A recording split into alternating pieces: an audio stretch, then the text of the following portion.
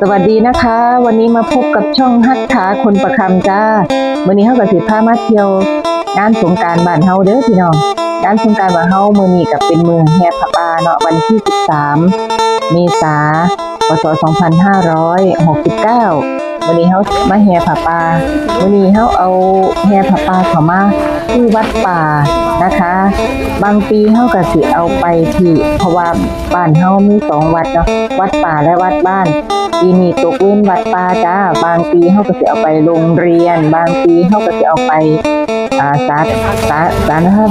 าธารณสุขมาโอ้ยลิ้นพันกันหรือว่า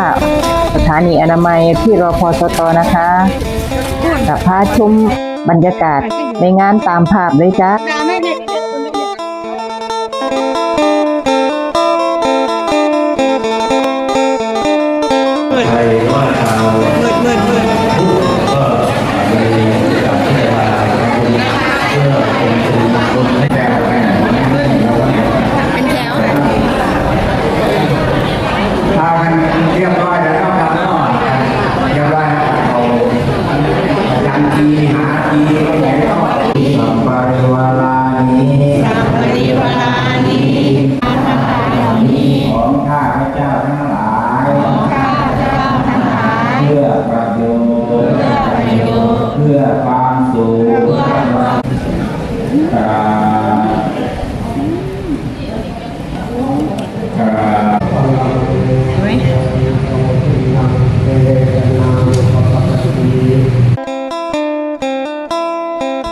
เมื่อเราทำพิธีถวายต้นผ้าป่าเสร็จเรียบร้อยรับพรรับหยังแล้วเอากลับมาหากินข้าวกินน้ำอยู่ในโรงครัวเนาะพี่น้องเพิ่นก็มีแม่ครัวทำอาหารหวานข้าวไว้ในโรงครัวก็กินตามอัธยาศัยเนาะจ้ะหลังจากนั้นเพิ่นก็สิมีการรดน้ำดำหัวผู้สูงอายุที่อยู่ในหมู่บ้านเฮานี่แหละพี่น้องผู้เฒ่าผู้แก่ในหมู่บ้านก็สิออกมารวมตัวกันอยู่ที่วัดนะคะหรือว่าบางที่ก็อยู่ที่โรงเรียนแล้วแต่ผ้าป่าเฮาสิจัดไปหม้องใดในปีนั้นๆเนาะปีนี้เพิ่นจัดอยู่วัดป่าผู้เฒ่าก็ออกมาร่วมตัวกันที่วัดป่าลูกหลานก็ออกมารดน้ำดำหัวอยู่ที่วัดนะคะซึ่งก็เป็นจุดร่วมกันเนาะในบ้านโคกลอยของเฮาเพิ่นก็ออกมาทำพิธีรดน้ำดำหัวชมกันต่อไปจ้าขยับมาเรื่อยๆนะครับคนเดียวกันไม่เจอนะครับ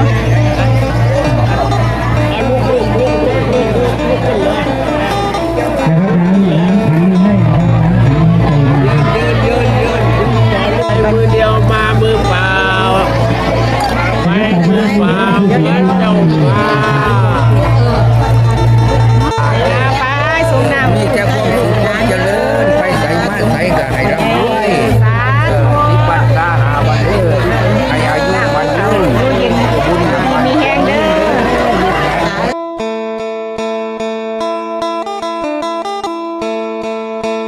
ผู้เฒ่าผู้แก่เพิ่นก็ให้พรลูกพรหลานที่มารดน้ำดำหัวให้ก็ลูกหลานก็สาธุเอาเนาะจ้ะ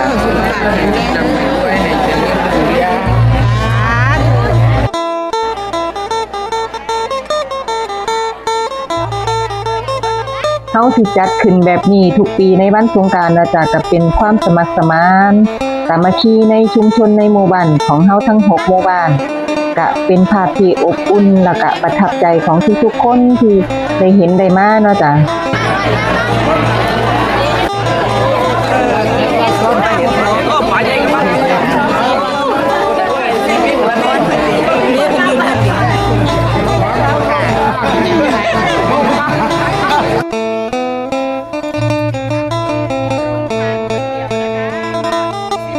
หลังจากรดน้ำดำหัวผู้สูงอายุเสร็จเรียบร้อยเป็นก็มีโรงทานหลา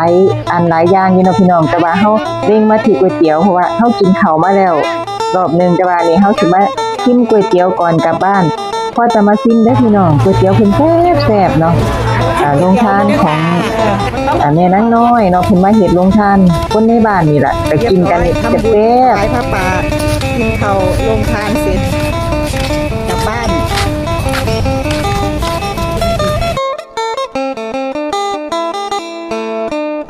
พ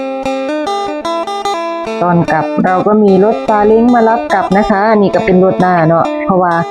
จากหมู่บ้านเฮากับวัดนี่ก็อยู่ห่างกันเติบอยู่เฮาบ่ได้เอารถมาหน้าก็เลยอาสาไปส่งเอารถซาเล้งไปส่งสำหรับคลิปทำบุญผ้าป่าในวันสงกรานต์มื้อนี้ก็ขอจบลงเพียงแค่นี้เด้อจ้ะพี่น้องพอกันใหม่คลิปหน้าฝากกดเลิฟกดไลค์กด Subscribe กดแชร์ให้กับช่องฮักษาคนประคำด้วยนะคะเจอกันใหม่คลิปหน้าสวัสดีค่ะ